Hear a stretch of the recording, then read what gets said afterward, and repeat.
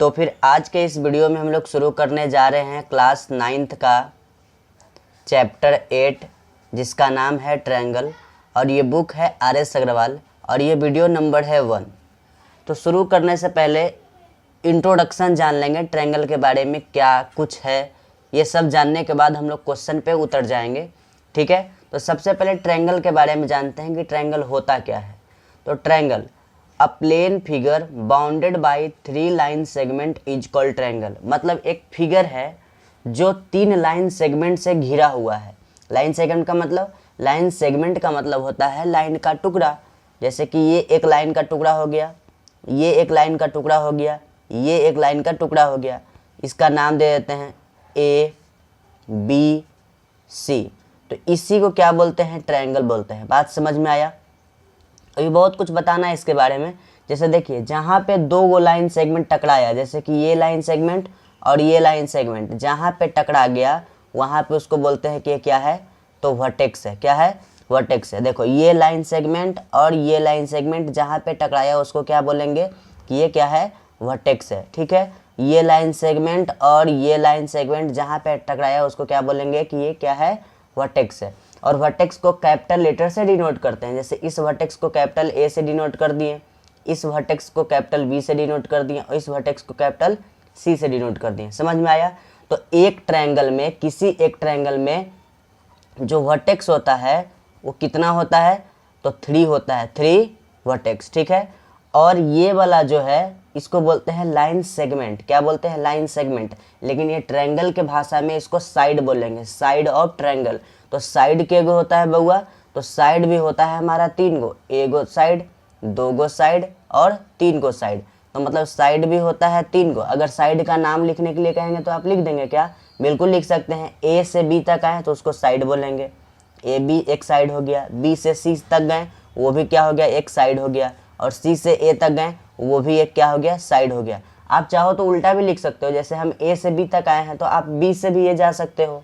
ठीक है, हम B से C गए हैं तो आप C से भी B जा सकते हो। हम C से A गए हैं तो आप A से भी C तक आ सकते हो। तो ये सब क्या है? साइड हुआ। समझ में आया? उसी प्रकार से 2 साइड के बीच में जो गैप बनता है उसको क्या बोलते हैं? एंगल। क्या बोलते हैं? एंगल। तो हमारे ट्रायंगल में ना 3 गो एंगल होता है, 1 एंगल, 2 एंगल और 3 एंगल। तो एंगल को हम लोग ऐसे शॉर्ट फॉर्म में डिनोट करते हैं, तिरछा L, L जैसा लिखते हैं लेकिन तिरछा। तो कौन सा? A। किस पॉइंट पे बन रहा है ये वाला एंगल? तो A पे, तो बोलेंगे एंगल A। एक तिरछा देंगे L, उसको बोलते हैं एंगल। कौन से पॉइंट पे बन रहा है एंगल? तो B पे, तो यहाँ बोलेंगे B। और ये कौन से पॉइंट पे बन रहा है ये वाला एंगल? तो C पे, तो बोलेंगे एंगल C। ठीक है, तो ये तो शॉर्ट फॉर्म लिखने का तरीका हुआ। पहली बात कि एंगल को डिनोट करना हो तो आप तिरछा L लिख करके डिनोट कर सकते हैं। ठीक है, शॉर्ट फॉर्म में दिखाना हो तो आपको ये पता करना होगा कि किस पॉइंट पे एंगल बन रहा है, उसका नाम लिख दिए। ठीक है, लेकिन इसका लॉन्ग फॉर्म भी होता है। जैसे इस एंगल A को दिखाना हो तो एंगल A को रखो बीच में। ठीक है, एंगल A को रखो बीच में और अगल बगल वाला साइड का ये जो वर्टेक्स है उसका नाम लिख दो। तो बगल में B लिख दो और फिर क्या लिख दो? C लिख दो। और बाहर में तिरछा L का नाम दे दो कि एंगल BAC। मतलब कहाँ पे एंगल बन रहा है? तो एंगल A पे बन रहा है। समझ में आया? उसी तरह से अगर आपको B को दिखाना हो तब तो साइड में A या C को रखो। तो पहले तो एंगल का साइन दे दो। ठीक है, साइड में A को रख देते हैं और B पे एंगल बन रहा है ना, तो B को बीच में रखेंगे और C को बाहर रख देंगे। ठीक है, अगर C को दिखाना होगा तो पहले एंगल का साइन दिखा देंगे। ठीक है, बीच में C रहेगा, साइड में A या फिर B को रखो। तो पहले A को रख देते हैं, उसके बाद किसको रखेंगे? C को, उसके बाद रख देते हैं B को।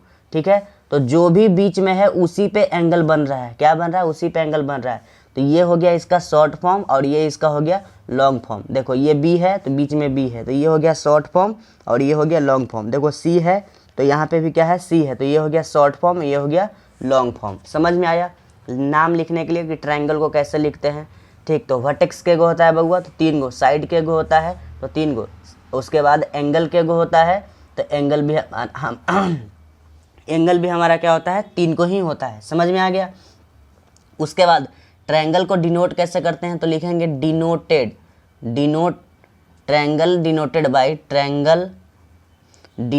बाय ये साइन से इसको डिनोट करते हैं। छोटा ट्रायंगल बना दो, यही क्या हो गया, ट्रायंगल को डिनोट करते हैं। जैसे इस ट्रायंगल का नाम लिखना हो तो क्या लिखेंगे, छोटा ये वाला ट्रायंगल जैसा बना देंगे और लिखेंगे ABC। इससे क्या पता चला कि एक ट्रायंगल है जिसका नाम क्या है, ABC। ठीक, तो ये हो गया ट्रायंगल के बारे में। और एक बात और कि ट्रायंगल के पास 3 पार्ट होता है, सॉरी 6 पार्ट होता है। अ ट्रायंगल हैज, यहाँ पे लिख रहे हैं कि a triangle has 6 part, 6 parts. 3 गो क्या होता है, तो 3 गो साइड होता है, 3 साइड और 3 एंगल, 3 एंगल।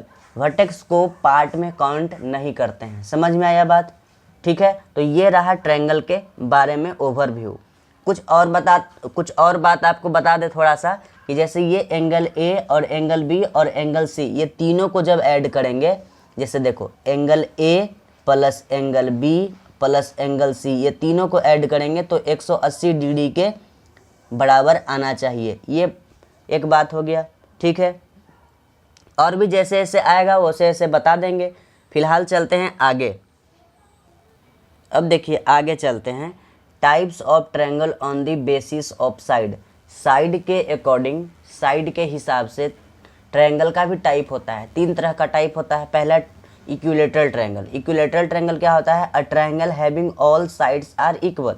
जैसे एक ट्रायंगल दिया गया है ऐसे, सपोज इस तरह से एक ट्रायंगल दिया गया है, इसका नाम क्या है, ABC। तो बोला जा रहा है कि इस ट्रायंगल में अगर ये AB जो है 6 सेंटीमीटर है तो ये भी 6 सेंटीमीटर होगा और ये भी 6 सेंटीमीटर होगा। ऐसा मान कर चलते हैं। सपोज ये x सेंटीमीटर है तो ये भी x सेंटीमीटर और ये भी x सेंटीमीटर ही होगा। कहने का मतलब कि एक ऐसा ट्रायंगल जिसमें सभी का सभी साइड का मेजरमेंट बिल्कुल सेम आ जाए, उसको बोलते हैं इक्विलेटरल ट्रायंगल। ठीक है, मतलब ऐसे कि AB जो होगा, ये AB जो होगा ये BC के इक्वल हो जाएगा और BC AC के इक्वल होगा। मतलब तीनों साइड आपस में बराबर होगा। ये हो गया इक्विलेटरल ट्रायंगल का मतलब। ठीक है, उसी प्रकार से हम लोग आगे चलेंगे जिसका नाम है इक्विलेटरल ट्रायंगल। अच्छा, एक कहानी और कि अगर ये साइड और ये साइड आपस में इक्वल है और ये भी आपस में इक्वल है, ऐसा एक टॉपिक बता रहे हैं आपको, जो कि जब हम लोग न्यूमेरिकल करेंगे, इस पे क्वेश्चन करेंगे तो उसमें बहुत सारा काम आएगा। ये जैसे ये AB एक साइड है तो इसके अपोजिट वाला एंगल, इसका एंगल कौन कहलाता है, इसके अपोजिट वाला जो कोना दिखाई दे रहा है वो एंगल कहलाता है। जैसे ये BC है तो इसके अपोजिट में कौन दिखाई दे रहा है, A। कौन दिखाई दे रहा है, A। तो यही इसका क्या कहलाएगा, एंगल। जैसे ये CA है तो इसके अपोजिट में कौन है, B। तो ये इसका एंगल कहलाएगा। ठीक है, जैसे कि अगर AB लिखा हुआ है तो यहाँ पे कौन सा लेटर गायब है बताओ, तो यहाँ पे AB में हमारा C गायब है। जैसे ट्रायंगल ABC में सिर्फ AB के बारे में लिखा है और C नहीं लिखा है, तो एंगल इसका कौन सा एंगल बन रहा होगा, एंगल C। इक्वल का साइन दे दो। ये BC लिखा हुआ है तो यहाँ से कौन सा लेटर गायब है, तो A गायब है, तो यहाँ लिखेंगे एंगल A। यहाँ पे लिखेंगे इक्वल टू का साइन। AC है तो ये AC के बगल में कौन सा ऐसा लेटर गायब है, तो B गायब है, तो यहाँ लिखेंगे एंगल B। मतलब ऐसा कह सकते हैं कि जब 2 साइड या 3 साइड आपस में इक्वल है तो उसके अपोजिट में बनने वाला एंगल भी आपस में क्या हो जाएगा, इक्वल हो जाएगा। समझ में आया? मतलब यहाँ पे angle A, angle B, angle C भी आपस में क्या कहलाएगा, इक्वल ही कहलाएगा। ये बात समझ में आया? फिर से थोड़ा सा देखिए, ये अगर AB है तो इसके सामने वाला अपोजिट एंगल इसका एंगल कहलाता है, इस साइड का ये एंगल कहलाएगा।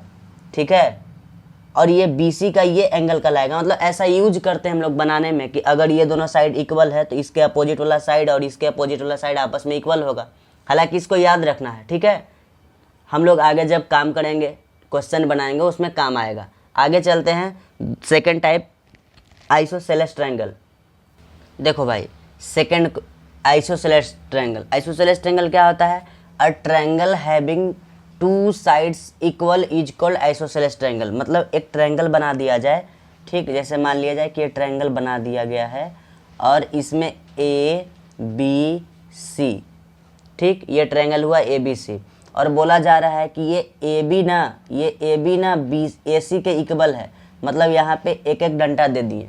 इससे क्या हो गया कि ये अगर एक लाइन यहाँ पे इस साइड पे है, एक लाइन यहाँ पे इस साइड पे, इसका मतलब हो गया कि ये दोनों तो दोनों साइड पे एक एक डंडा दिया गया है, एक एक लाइन दिया गया है, इसका मतलब वो दोनों साइड आपस में इक्वल है। इसका मतलब ये होता है, ये सिंबल है, ठीक है, कि मतलब तुम्हारे ऊपर भी एगो है, तुम्हारे ऊपर भी एगो है, इसका मतलब तुम दोनों आपस में क्या हो, इक्वल हो। समझ में आया बात। तो अगर वैसा ट्रायंगल जिसमें दो साइड आपस में इक्वल हो और तीसरा इक्वल नहीं हो तो उसको बोलते हैं आइसोसेलेस ट्रायंगल। समझ में आया कि नहीं। कहने का मतलब यहाँ पे इस प्रकार से कि इस ट्रायंगल में ए बी जो है किसके इक्वल है, तो ए सी के इक्वल है। ठीक, ये दोनों आपस में क्या है, इक्वल है।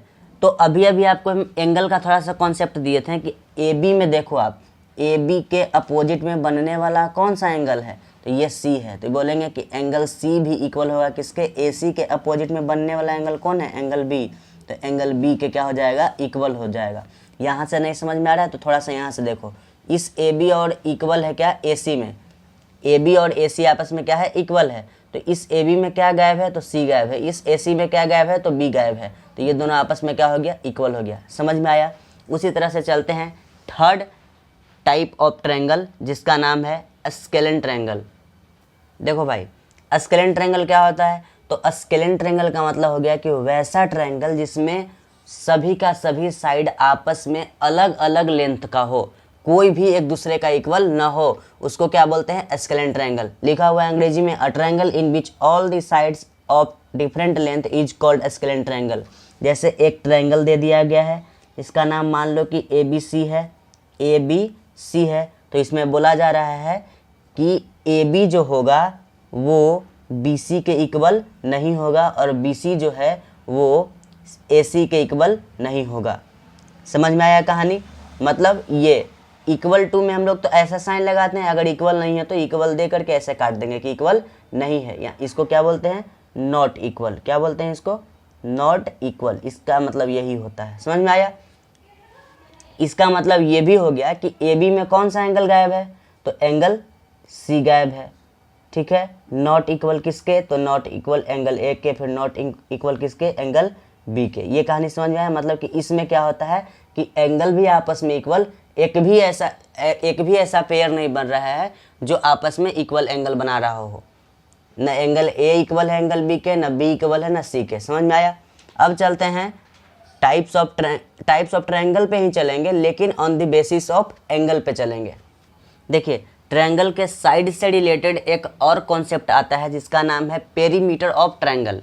ठीक है, पेरीमीटर ऑफ ट्रायंगल क्या होता है, the sum of the length of three side of a triangle is called perimeter. अंग्रेजी में जो लिखा हुआ है आप समझ गए। ऐसा लिखा हुआ है कि किसी एक ट्रायंगल आप ले लो, जैसे कोई एक ट्रायंगल है, ठीक है, जिसका नाम मान लेते हैं कि ए बी सी है। बार बार आप ए बी सी ही क्यों मान रहे हैं भैया, आपका मन, आप पी क्यू आर मान लो, एक्स वाई जेड मान लो, आपका मन जो मानना है मान लो। हम ए बी सी डी मान रहे हैं, ए बी सी मान रहे हैं। ठीक है, अब देखो इसमें बोला जा रहा है कि जितना भी साइड है, ये A B side, A C side और बी सी साइड, ये जितना भी लेंथ का है ये सभी को जोड़ दो, वही क्या कहलाता है, पेरीमीटर ऑफ ट्रायंगल। समझ में आया। मतलब पेरीमीटर निकालने के लिए आप सभी साइड को जोड़ दो। जैसे कि ए बी का जो भी लेंथ है वो जोड़ दो किसके साथ, बी सी के साथ, और बी सी के साथ जो भी लेंथ है वो जोड़ दो किसके साथ, ए सी के साथ। समझ में आया। सपोज ए बी जो है वो x सेंटीमीटर का है, ए सी जो है y सेंटीमीटर का है, और बी सी जो है z सेंटीमीटर का है। तो पेरीमीटर होगा कैसे, ए बी का मतलब x प्लस बी सी का मतलब z और ए सी का मतलब y। यही क्या हो गया, इतना ही सेंटीमीटर इसका क्या कहलाता है, पेरीमीटर। समझ में आया कहानी। अब चलते हैं, जैसे कि अभी हम लोग ट्रायंगल के बारे में अलग अलग रूप देखें कि आइसोसेलेस ट्रायंगल होता है, स्केलेन ट्रायंगल होता है, इक्विलेटरल ट्रायंगल होता है। तो ये जो हम लोग बांटे, कैटेगराइज किए, जो हम लोग अलग अलग डिवाइड किए कि ये ट्रायंगल ऐसा होगा तो इसको बोलेंगे स्केलेन, इक्विलेटरल मतलब कि सभी साइड इक्वल हो जाएगा तो इसको इक्विलेटर बोल देंगे। ठीक है, दो साइड इक्वल होगा तो बोल देंगे स्केलेन होगा, कोई भी साइड इक्वल नहीं होगा तो उसको बोलेंगे कि ये स्केलेन ट्रायंगल है। तो इस प्रकार से हम लोग साइड को देखते हुए ना ट्रायंगल का नाम दिए, उसी प्रकार से हम लोग को क्या करना है, एंगल को देखते हुए ट्रायंगल को नाम देना है। तो हम लोग अब बात करेंगे types of triangle on the basis of angle, मतलब एंगल को देखते हुए ट्रायंगल का नाम देंगे। तो चलिए स्टार्ट करते हैं। देखो भाई, types of triangle on the basis of angle, angle को देखते हुए आपको ट्रायंगल का नाम देना है। तो पहला आता है right angle triangle. Right angle triangle का मतलब क्या होता है कि एक ऐसा एंगल जिसमें कोई एक एंगल, एक ऐसा ट्रायंगल जिसमें कोई एक एंगल 90 डिग्री हो जाए उसको क्या बोलेंगे, राइट एंगल ट्रायंगल। फिर से सुनिए, एक ऐसा ट्रायंगल जिसमें कोई एक एंगल 90 डिग्री हो जाए उसको बोलेंगे राइट एंगल ट्रायंगल, या फिर आप इसको सिंपल बोल सकते हैं राइट ट्रायंगल। समझ में आया? अब सुनो, जैसे एक ट्रायंगल है इस प्रकार से ए बी सी, देखो अंग्रेजी में लिखा हुआ है triangle in which one of the angle measure 90 degree is called right angle triangle. देखो ए बी सी एक नाम का एक ट्रायंगल बना दिए जिसमें जो राइट एंगल है, मतलब राइट एंगल का मतलब क्या होता है 90 डिग्री। जो right angle, line and angle में पढ़े होंगे आप लोग, जो राइट एंगल है वो बी पे है, मतलब जो 90 डिग्री है वो बी पे है, 90 डिग्री। ठीक है, तो एक ही एंगल, अगर ये 90 डिग्री है, आपसे क्वेश्चन कर दिया जाए कि बताओ एक ट्रायंगल में कितना 90 डिग्री हो सकता है, मतलब के गो राइट एंगल बन सकता है, तो सिर्फ एक ही राइट एंगल बन सकता है। ये 90 है तो ये दोनों को मिलाकर ही 90 डिग्री होगा, तब तो 180 बनेगा। अब आप ऐसा नहीं बोल सकते हैं कि ये 90 है तो मान लो ये भी 90 है, नहीं, ये 90 है तो दो ही एंगल मिलाकर 180 हो गया। तो ये वाला एंगल कितना है भाई? हम जानते हैं कि एक ट्रायंगल में तीनों एंगल का सम 180 होता है, तो दो एंगल को मिलाकर 180 कैसे बन गया? इसका मतलब वो ट्रायंगल है ही नहीं। समझ में आया? तो अगर ये 90 है तो ये दोनों एंगल, जो बचा हुआ एंगल है, इन दोनों को मिलाकर के भी कितना हो जाएगा, 90 हो जाएगा। ठीक है, अब सुनो एक कहानी कि जो राइट एंगल ट्रायंगल होता है तो जहाँ पे 90 डिग्री बन रहा है तो वो दो साइड को लेकर ही 90 डिग्री बन रहा होगा ना। तो ये दोनों साइड में से किसी एक साइड को आप बोल सकते हो कि ये बेस है और ये क्या है, हाइट है। ये क्या है, हाइट है, या फिर आप इसको सिंपली क्या बोल सकते हो कि ये परपेंडिकुलर है। क्या है, परपेंडिकुलर है। या फिर आप इसको बेस बोल दो, इसको परपेंडिकुलर या हाइट बोल दो, मतलब आप आज़ाद हैं। आप ए बी को बेस बोलो या फिर बी सी को बेस बोलो, आप आज़ाद हैं। लेकिन 90 डिग्री के सामने वाला जो साइड बन रहा है इसको बोलते हैं हाइपोटेनस। क्या बोलते हैं, हाइपोटेनस। समझ में आ गया? एक इससे क्या आता है, रिजल्ट निकल के आता है कि आप हाइट का स्क्वायर और प्लस में बेस का स्क्वायर कर देंगे तो वो इक्वल किसके आ जाएगा, हाइपोटेनस के स्क्वायर के। आप हाइट के स्क्वायर मतलब कि परपेंडिकुलर का स्क्वायर प्लस में बेस का स्क्वायर कर देंगे तो वो क्या आ जाएगा, हाइट के स्क्वायर के बराबर आ जाएगा। इसी को हम लोग पाइथागोरस थ्योरम के नाम से भी जानते हैं। ठीक है, इसी को हम लोग पाइथागोरस थ्योरम के नाम से भी जानते हैं। तो पहला राइट एंगल ट्रायंगल के बारे में हम लोग पढ़ लिए। अब चलते हैं दूसरा पढ़ना है acute angle triangle. Acute angle triangle, देखिए एक्यूट एंगल ट्रायंगल क्या होता है, तो आप पिछले चैप्टर में ये बात पढ़े थे ना कि एक्यूट एंगल का मतलब क्या होता है। तो वैसा एंगल जिसका मेजरमेंट 0 डिग्री से बड़ा हो और 90 डिग्री से छोटा हो, तो वही इसमें बोला गया है कि एक्यूट एंगल उस ट्रायंगल को बोलेंगे जिसमें सभी के सभी एंगल 0 डिग्री से तो बड़ा हो लेकिन 90 डिग्री से छोटा हो। जैसे एक ट्रायंगल बना दिया जाए ए बी सी, तो ये ट्रायंगल भी 90 से छोटा होगा, ये ट्रायंगल भी 90 से छोटा होगा, ये ट्रायंगल भी, सॉरी ट्रायंगल बोल रहे हैं, एंगल, ये एंगल भी 90 से छोटा होगा, ये भी एंगल 90 से छोटा होगा, ये भी एंगल 90 से छोटा होगा। समझ में आ रहा है? और 0 डिग्री से बड़ा हो जाएगा। तो कुछ ऐसा सिचुएशन क्रिएट हो जाए तो हम उसको बोल देंगे एक्यूट एंगल ट्रायंगल। अंग्रेजी में लिखा हुआ है, पढ़ लीजिए कि a triangle in which every angle measure more than 0 degree but less than 90 degree is called an acute angle triangle. अब चलते हैं तीसरा टाइप पे। देखिए ऑब्ट्यूज एंगल ट्रायंगल क्या होता है, तो पिछले चैप्टर में आप ये भी पढ़े हैं कि ऑब्ट्यूज एंगल का मतलब क्या होता है। ऑब्ट्यूज एंगल का मतलब होता है वैसा एंगल जो 90 डिग्री से बड़ा हो बट 180 डिग्री से छोटा हो जाए, उसको क्या बोल देते हैं, ऑब्ट्यूज एंगल। ठीक है, तो यही ट्रायंगल में आ जाओ कि a triangle in which one of the angle measure more than 90 degree but less than 180 degree is called an obtuse angle triangle. मतलब एक ट्रायंगल जिसमें कोई एक एंगल 90 डिग्री से बड़ा हो जाए और 180 से छोटा हो जाए, उसको बोल देंगे ऑब्ट्यूज एंगल ट्रायंगल। कहानी खत्म। ठीक है, अब चलते हैं कुछ some terms related to a triangle. मतलब जब हम ट्रायंगल चैप्टर पढ़ेंगे उसमें कुछ ऐसा टर्म दिया जाएगा क्वेश्चन में जो लगेगा कि अरे यार ये क्या दे दिया है, मीडियन क्या दिया, क्या होता है। उसके बाद आपको लगेगा कि सेंट्रॉइड क्या होता है, मतलब अजीब अजीब तरह का आपको फीलिंग आएगा। इसलिए हम चाहते हैं कि वो सब वर्ड से आपको परिचय करवा दें ताकि क्वेश्चन बनाने में आपको थोड़ा बहुत भी प्रॉब्लम ना आए। ठीक है, देखो भाई, कुछ टर्म जो ट्रायंगल चैप्टर में बनाते समय यूज होगा उसको हम लोग अभी पढ़ने जा रहे हैं। पहला आता है मीडियन। मीडियन क्या होता है, तो मीडियन का मतलब आपको समझाएंगे, लेकिन पहले इस जो डिफिनीशन दिया गया है उसको पढ़ लेते हैं। The median of a triangle corresponding to any side is the line segment joining the mid point of that side with the opposite vertex. मतलब कुछ खास है नहीं, ऐसा लिखा गया है कि सपोज एक ना ट्रायंगल है, एक क्या है, ट्रायंगल है, जिसका नाम मान लो कि पी क्यू आर रख दे, इस बार पी क्यू आर रख दिया जाए। ठीक, तो बोला जा रहा है कि कोई साइड, कोई भी एक साइड जिसका मिड पॉइंट ले लो। मिड पॉइंट का मतलब होता है बीच वाला पॉइंट, जैसे ये मिड पॉइंट है। ठीक है, मिड पॉइंट का मतलब हो गया कि ये लाइन जो क्यू आर है, लाइन सेगमेंट, इसको बराबर हिस्सा में बांट रहा होगा। मिड पॉइंट का मतलब ये भी और ये, यहाँ से लेके इसका नाम समझ लो एम दे रहे हैं, तो एम आर और क्यू एम आपस में इक्वल है। M R sorry Q M equal क्या है, एम आर। क्यों इक्वल है, क्योंकि ये ऐसा पॉइंट है एम जो क्यू आर को बराबर बराबर हिस्सा में बांट दिया। तो बोला जा रहा है कि ये इस साइड के अपोजिट वाले वर्टेक्स से, इस साइड के अपोजिट में वर्टेक्स कौन है, पी, वहाँ से एक लाइन गिरा दो। कहाँ पे, इस मिड पॉइंट पे। कहाँ पे, इस मिड पॉइंट पे। तो ये जो लाइन बना पी एम, इसी को क्या बोलते हैं, मीडियम। इसको क्या बोलते हैं, मीडियन। समझ में आया। तो इसी तरह से आप बोलिएगा कि सर क्या इस ट्रायंगल में एक ही मीडियन हो सकता है, तो हम बोलेंगे बिल्कुल नहीं बउआ, जितना साइड उतना मीडियन।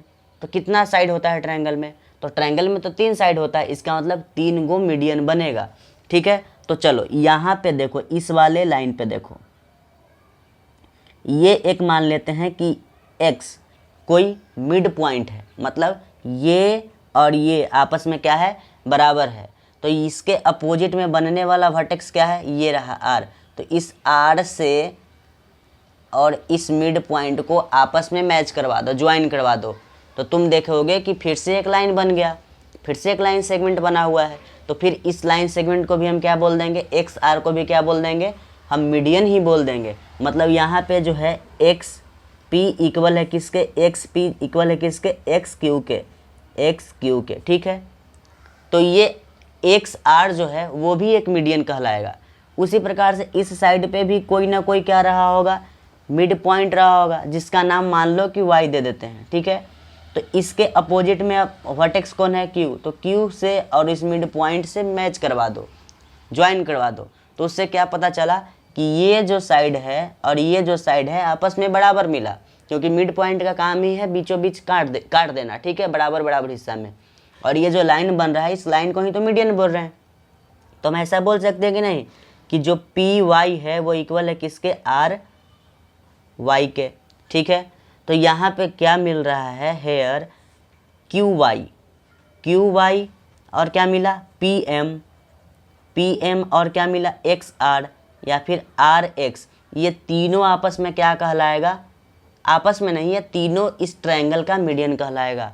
ये तीनों इस ट्रायंगल का क्या कहलाएगा, मीडियन कहलाएगा। और आप पिछले चैप्टर में पढ़े होंगे लाइंस एंड एंगल में कि जब 3 या 3 से ज़्यादा लाइन आपस में कहीं एक जगह पे टकरा जाए, उस लाइन को क्या बोलते हैं, कॉन्ग्रुएंट लाइन। मतलब हम ऐसा बोल सकते हैं कि जो मीडियन ऑफ अ ट्रायंगल होता है वो कॉन्ग्रुएंट होता है, मतलब आपस में कहीं ना कहीं टकराता है, ऐसा बोल सकते हैं, बिल्कुल बोल सकते हैं। तो आप नोट में ऐसा लिख लो कि देखो जो मीडियन ऑफ ट्रायंगल होता है, मीडियंस ऑफ ट्रायंगल होता है आर कॉन्ग्रुएंट। क्या होता है, आर कॉन्ग्रुएंट, मतलब कि 3 या 3 से ज़्यादा लाइन आपस में कहीं ना कहीं टकरा जाए, उसको क्या बोलते हैं, कॉन्ग्रुएंट लाइन बोलते हैं। ठीक है, तो यहाँ पे 3 मीडियन है, तो ये तो लाइन का ही फॉर्म है ना, लाइन सेगमेंट है। तो ये इस पॉइंट पे टकरा रहा है, तो इसको क्या बोल देंगे, जो आपस में, ये तो कॉन्ग्रुएंट लाइन हो गया, लेकिन जब मीडियन आपस में टकरा जाए तो तो वो कॉन्ग्रुएंट तो है ही, साथ में उसका एक स्पेशल नाम है जिसको बोलते हैं सेंट्रॉइड। क्या बोलते हैं?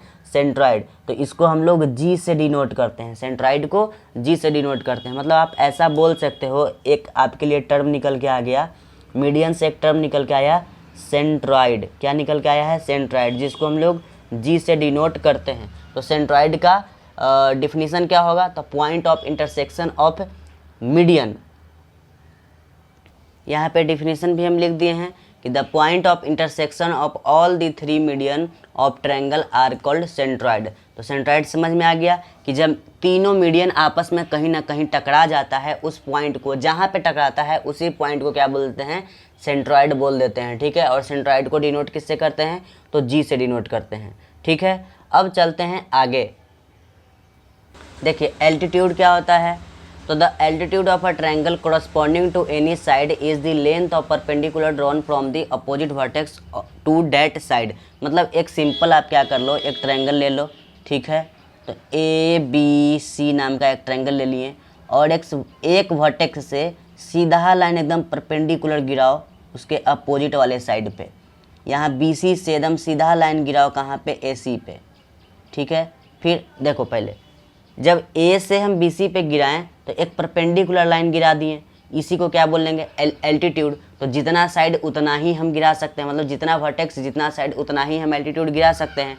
तो हम बी से भी गिरा दिए कहाँ पे? ए सी पे। तो देखो ये भी एक सीधा लाइन गिरा और परपेंडिकुलर है। ठीक है, उसी प्रकार से सी पॉइंट से हम गिरा दिए कहाँ पे? ए बी पे। तो यहाँ पे देखो 3 गो एल्टीट्यूड बना। एल्टीट्यूड के गो बना? 3 गो बना। कौन कौन?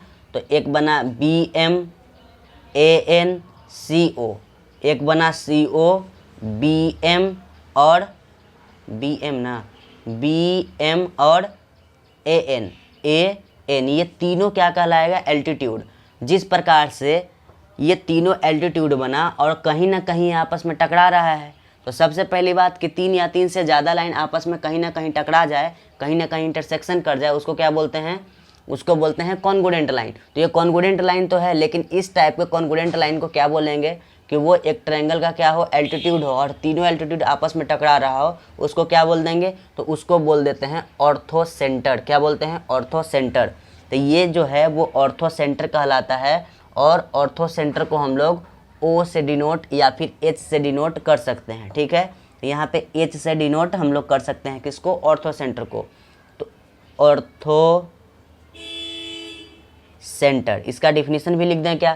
तो आप लिख लेना कि द पॉइंट ऑफ इंटरसेक्शन। अच्छा लिख देते हैं, देखिए ऑर्थो सेंटर का डिफिनीशन लिख दिए हैं कि the point of intersection of all the 3 altitude of a triangle is called ortho centre. मतलब कि एक ट्रायंगल है जिसमें तीनों का तीनों एल्टीट्यूड आपस में कहीं ना कहीं टकराता होगा, उस पॉइंट ऑफ इंटरसेक्शन को क्या बोल देंगे? ऑर्थो सेंटर बोल देंगे। अब चलते हैं आगे। देखिए इन सेंटर ऑफ अ ट्रायंगल क्या होता है? The point of intersection of all the internal bisector of the angle of a triangle is called in centre. कुछ समझ में आया?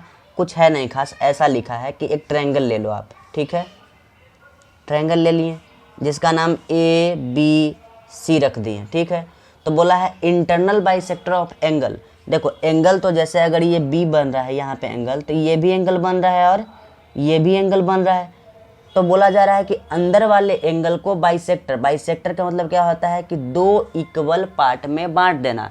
जैसे कि ये एंगल 1 मान लो, ये एंगल 2 मान लो। ठीक है, तो ये 1 और 2 आपस में क्या हो जाएगा? एंगल 1 और एंगल 2 आपस में क्या हो जाएगा? इक्वल। उसी प्रकार से यहाँ पे देखो, इसको 3 मान लो, इसको 4 मान लो, तो एंगल 3 किसके इक्वल हो जाएगा? एंगल 4 के। ठीक है, उसी प्रकार से यहाँ से एंगल देखो, तो इसको 5 मान लो, इसको 6 मान लो, मतलब कि एंगल 5 एंगल 6 के क्या हो जाएगा? इक्वल। बाइसेक्टर का मतलब होता है, नाम से ही पता चल रहा है, बाइसेक्ट मतलब 2 इक्वल पार्ट में बांट देना। मतलब कि अंदर वाले एंगल को बाइसेक्ट करवाना है और वही बाइसेक्टर आपस में जहाँ पे टकरा जाएगा उसी को क्या बोल देते हैं हम? इन सेंटर। ठीक है, और इन सेंटर को आई से डिनोट करते हैं। समझ में आया? उसी को क्या बोलते हैं? इन सेंटर्ड। और उसी को हम क्या किस चीज़ से डिनोट करेंगे? आई से डिनोट कर देंगे। ठीक, एक कहानी और कि जब कभी भी सेंटर शब्द आ जाए तो समझ जाइए कि वहाँ पे ज़रूर सर्कल बन रहा होगा। ठीक है। तो अब ऐसा किया जा रहा है कि ठीक है, अंदर वाले एंगल का ना बाइसेक्टर हुआ है, हो तो गया था, जहाँ पे टकरा करके मिला, जहाँ पे पॉइंट बना, वहाँ से क्या करो, एक परपेंडिकुलर लाइन ड्रॉ कर लो किसी भी एक साइड पे। तो सपोज हम क्या करते हैं ना कि एक परपेंडिकुलर लाइन ड्रॉ करते हैं इस पे, आई एम, इसको एम नाम रख देते हैं, इस पॉइंट का नाम एम रख देते हैं। मतलब इस पॉइंट से, इस पॉइंट का नाम आई है क्योंकि इन सेंटर है इसका नाम, तो आई से क्या करते हैं, एक परपेंडिकुलर ड्रॉ करते हैं किसी भी एक साइड पे। मेरा मन क्या इस साइड पे ड्रॉ करने का, आपका मन करेगा इस पे, आपका मन करेगा इस पे, मतलब जहाँ कहीं भी जिस साइड पे आपका मन करे उस साइड पे ड्रॉ कर लो, ठीक है। और इसको रेडियस मान के एक सर्कल बना लो, इसको रेडियस मान के क्या करो, एक सर्कल बना लो। तो उसी सर्कल को क्या बोलते हैं, तो उसी सर्कल को हम लोग बोल देते हैं इन सर्कल। इस सर्कल को बोलते हैं क्या, इन सर्कल। क्या बोल देते हैं बउआ, इन सर्कल, ठीक है। और इसमें रेडियस कौन कहलाएगा, तो रेडियस आई एम कहलाएगा। यहाँ से जहाँ कहीं भी आप लाइन ड्रॉ करो, इस पॉइंट से जो भी आप लाइन ड्रॉ कर दो, हाँ ध्यान रखना कि जो इन सर्कल जो है वो ट्रायंगल के अंदर वाले पार्ट पे सिर्फ 3 ही पॉइंट पे टकराता है। इस पॉइंट पे टकराएगा, इस पॉइंट पे टकराएगा और इस पॉइंट पे टकराएगा, ठीक है। तो मात्र 3 पॉइंट पे ही टकराता है, उसको बोलते हैं इन सेंटर, सॉरी इन सर्कल। इस सर्कल को क्या बोल देंगे, इन सर्कल, और इस पॉइंट को क्या बोल देंगे, इन सेंटर। समझ में आया। तो इन सर्कल का भी डिफिनीशन लिख दिया जाए क्या, कुछ खास है नहीं, बोल देना है कि let I M is radius, और इसी के अनुसार हम लोग क्या कर रहे हैं, एक सर्कल को ड्रॉ कर दे रहे हैं, वही क्या हो गया, इन सर्कल। समझ में आया। अब चलते हैं आगे, एक लास्ट बच गया है circumcentre of a triangle. तो circumcentre of a triangle क्या होता है, तो बोला जा रहा है कि the point of intersection of the perpendicular bisector of the side of a triangle is called its circumcentre. मतलब अभी अभी हम लोग एंगल को बाइसेक्ट किए थे और इस वाले में हम लोग साइड को बाइसेक्ट करेंगे। ऐसे सपोज एक ट्रायंगल है, ऐसा मान लीजिए कि एक ट्रायंगल है ए बी सी, तो बोला जा रहा है कि आप परपेंडिकुलर बाइसेक्टर, मतलब परपेंडिकुलर बाइसेक्ट और परपेंडिकुलर बाइसेक्ट में अंतर है। मतलब बाइसेक्ट का मतलब हो गया कि सिंपल एक लाइन डालो जो कि 2 इक्वल भाग में कट कर दिया, लेकिन परपेंडिकुलर बाइसेक्टर का मतलब होता है कि परपेंडिकुलर मतलब 90 डिग्री भी बनेगा, ए बी साइड को एक क्या कर रहा है, लाइन परपेंडिकुलर मतलब सीधा 90 डिग्री बनाते हुए जा रहा है और बराबर बराबर हिस्सा में भी बांट दे रहा है, ठीक है। उसी प्रकार से AC को एक लाइन परपेंडिकुलर में भी, परपेंडिकुलर मतलब यहाँ 90 डिग्री वो बना रहा है और इसको बराबर बराबर हिस्सा में भी बांट दिया इस साइड को, ठीक है। उसी प्रकार से BC साइड को कोई एक लाइन है जो परपेंडिकुलर BC पे बना रहा है और BC को इक्वल पार्ट में भी बांट दिया। समझ में आया। तो ये जो लाइन जो बांटने वाला है परपेंडिकुलर बाइसेक्टर जो है कहीं ना कहीं आपस में टकरा रहा होगा ट्रायंगल के अंदर, उसको बोल देते हैं सर्कम सेंटर। क्या बोलते हैं, सर्कम सेंटर। और सर्कम सेंटर को हम लोग O से डिनोट कर देते हैं, ठीक है। समझ में आया। और इसी में एक कहानी आया, अभी अभी आपको बोले थे, जब कभी भी सेंटर लास्ट में आ जाए तो इसका मतलब है कि उससे कहीं ना कहीं सर्कल बन रहा होगा, है ना। तो जब आप करेंगे क्या कि इस पॉइंट से हर एक वर्टेक्स को मिला देंगे, हर एक वर्टेक्स को मिला देंगे, मिला दिए तो ये सब का सब आपस में क्या कहलाएगा, इक्वल। जैसे कि AO इक्वल किसके हो जाएगा, BO के, इक्वल किसके हो जाएगा, CO के। ये सभी आपस में क्या कहलाएगा, इक्वल। तो एक काम करते हैं, इसको ना रेडियस मान लेते हैं और इसको रेडियस मानते हुए सर्कल बनाते हैं। तो पता चलेगा कि जब आप इसको रेडियस मानते हुए सर्कल बनाइएगा तो ऐसा एक सर्कल बन जाएगा और ट्रायंगल चला जाएगा सर्कल के अंदर। इसी को क्या बोल देते हैं हम लोग, सर्कम सर्कल। क्या बोलते हैं, सर्कम सर्कल। मतलब आपसे पूछेगा कि सर्कम सर्कल क्या होता है, सर्कम उसके बाद सर्कल, सर्कम सर्कल क्या होता है, तो वैसा सर्कल जिसमें ट्रायंगल हो, मतलब ट्रायंगल के तीनों वर्टेक्स को टच करते हुए जो सर्कल बने उसे को क्या बोलते हैं, सर्कम सर्कल। समझ में आया कि नहीं आया, आ गया होगा। और सर्कम सर्कल बनता कैसे है, तो उसके पीछे क्या राज है, तो उसके पीछे ये राज है कि एक ट्रायंगल है उसके साइड को परपेंडिकुलर बाइसेक्ट कर दो, तो वो परपेंडिकुलर बाइसेक्टर जहाँ पे भी, तीनों परपेंडिकुलर बाइसेक्टर जहाँ पे टकरा गया उसको क्या बोल देते हैं, तो उसको सर्कम सेंटर बोल देते हैं। और उसी सर्कम सेंटर से हर एक वर्टेक्स को मिला दो, वो सब आपस में इक्वल हो जाता है, तो उसको रेडियस मानते हुए एक सर्कल बना देते हैं। तो पता चलता है कि सर्कल ना एक बना, लेकिन सभी ट्रायंगल को, वर्टेक्स को टच करते हुए ट्रायंगल को अपने सर्कल के अंदर पैक कर दिया, उसी को क्या बोल देते हैं, सर्कम सर्कल। तो बस फिलहाल इतना ही इंट्रो था, और आपके इसी चैप्टर में 2 गुना थ्योरम दिया है, तो वो दोनों थ्योरम को इसमें हम प्रूफ करने जा रहे हैं। देखिए भाई, ये जो थ्योरम 1 है इसमें क्या बोल रहा है, the sum of angle of triangle is 180 degree. Video के स्टार्टिंग में ही आपको हम समझाए थे कि किसी भी एक ट्रायंगल का जो पूरा एंगल होता है, angle A plus angle B plus angle C, उसका सम कितना होता है, 180 डिग्री। तो ऐसा तो आपको हम रटवा दिए, लेकिन ऐसा होता क्यों है ये आपको क्या करना है, प्रूफ करना है। ठीक है, तो चलो प्रूफ करते हैं।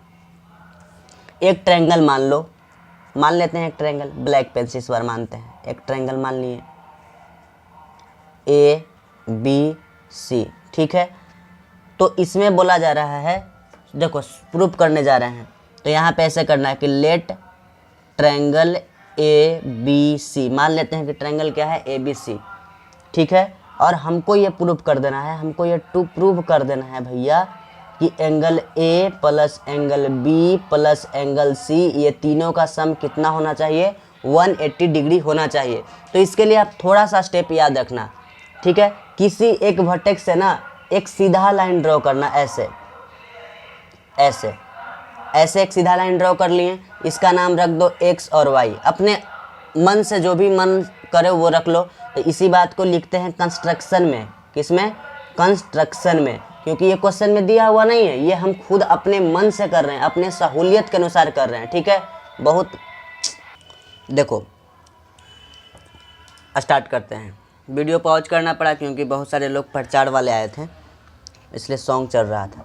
देखो भाई, let triangle A B C, मान लेते हैं कि ट्रायंगल क्या है, A B C. To prove angle A plus angle B plus angle C equal to कितना, 180 डिग्री। आपको ये प्रूफ कर देना है कि angle A, angle B, angle C, तीनों का जब सम करेंगे तो 180 डिग्री होगा। ठीक है, तो इसके लिए एक कंस्ट्रक्शन याद करना कि हम एक X Y draw, X Y line parallel to B C, B C के पैरेलल एक क्या कर रहे हैं, एक्स वाई लाइन ड्रॉ कर दिए। ठीक है, मतलब एक्स वाई और बी सी आपस में क्या है, पैरेलल है।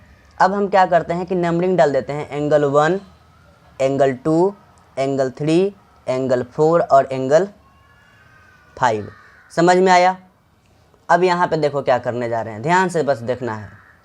ऐसा कर रहे हैं कि चूँकि प्रूफ करना शुरू कर देते हैं। अब चूँकि एक्स वाई जो है पैरेलल है किसके, बी सी के, तो यहाँ लिखेंगे कि चूँकि एक्स वाई जो है पैरेलल है किसके, बी सी के, एंड ए बी जो है ट्रांसवर्सल का काम कर रहा है कि नहीं, तो लिखेंगे कि A B is transversal. A B क्या है, ट्रांसवर्सल का काम कर रहा है। तो हम ऐसा नहीं बोल सकते हैं कि एंगल 1 और एंगल 5 आपस में इक्वल हो जाएगा, एंगल 1 और एंगल 5 इक्वल हो जाएगा। काहे, तो अल्टरनेट इंटीरियर एंगल से, ये तो अभी अभी पीछे पढ़ के आए हैं, इसमें तो कोई दिक्कत होना नहीं चाहिए। ठीक है, लाइन साइड एंगल में पढ़ के आए हैं ना। ठीक है, उसी प्रकार से लिखेंगे, फिर से अगेन लिखते हैं कि एक्स वाई तो सच में पैरेलल है बी सी के, और इस बार ए सी को हम ट्रांसवर्सल मानते हैं कि A C is transversal, A C is transversal, ऐसा मान लिए। तो अब नहीं बोल सकते हैं कि एंगल 3 जो है वो एंगल 4 के इक्वल हो जाएगा। ठीक है, इसको इक्वेशन 1 डाल दो और इसको इक्वेशन 2 डाल दो। ठीक है, ध्यान से बस देखते चलो। अब ऐसा कर सकते हैं कि नाउ